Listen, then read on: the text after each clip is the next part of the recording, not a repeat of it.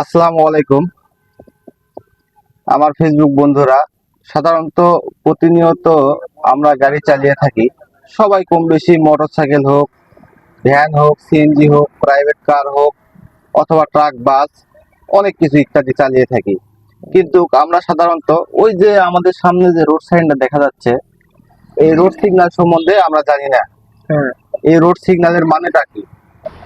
যদি আপনারা রোড সিগন্যালের মানেটা জেনে থাকেন, তাহলে অবশ্যই আপনারা ভিডিওতে কমেন্ট করে জানাবেন।